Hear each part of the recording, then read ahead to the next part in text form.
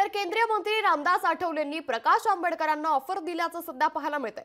प्रकाश आंबेडकरांनी महायुतीत यावं, त्यांना मंत्रिपद देऊ असं आठवले म्हणाले। 1990 मध्ये सोबत असते तर त्यांना उपमुख्यमंत्रीपद मिळालं असतं।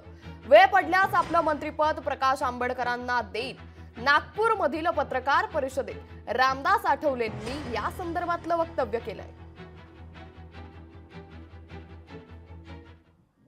त्यांनी किती प्रयत्न, आता आपण 14ची इलेक्शन बघितली, 19 इलेक्शन बघितली, लोकसभा बघितली, विधानसभा बघितली, दोन्ही वेळेला त्यांच्या पक्षाला सगळ्या जागा लढून मान्यता मिळत नाही आणि एकही जागा निवडून येत नाही। लोकसभेची निवडून आली नाही, विधानसभेची निवडून आली नाही। त्यामुळं मी असं म्हणालो होतो की प्रकाश आंबेडकर यांनी एनडीए मध्ये यावं आणि ते काय महाविकास आघाडीमध्ये काय जाणार नाहीये। त्यामुळे महायुतीमध्ये महाराष्ट्रामध्ये त्यांनी यावं। जर ते आले तर ठीक आहे, त्यांना सुद्धा सत्तेची संधी मिळेल।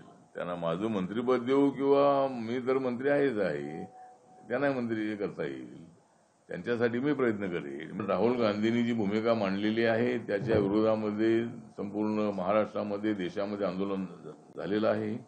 राहुल गांधींच्या स्टेटमेंटचा निषेध केलेला आहे, परंतु राहुल गांधींच्या संबंधामध्ये काहीतरी चुकीच्या पद्धतीने त्यांची जीभ छाटली पाहिजे, त्यांना चटके दिले पाहिजे, अशा पद्धतीची भूमिका मांडणं हे योग्य नाही आहे। असं मला वाटतं की त्यांच्या विरोधामध्ये त्यांनी जी भूमिका मांडलेली आहे त्याचा विरोध करण्याचा आपल्याला अधिकार आहे, पण अशा पद्धतीनं एखाद्या नेत्याच्या संबंधामध्ये बोलणं बरोबर नाही। लोकशाही मराठी ऐका, पहा, जागरूक रहा।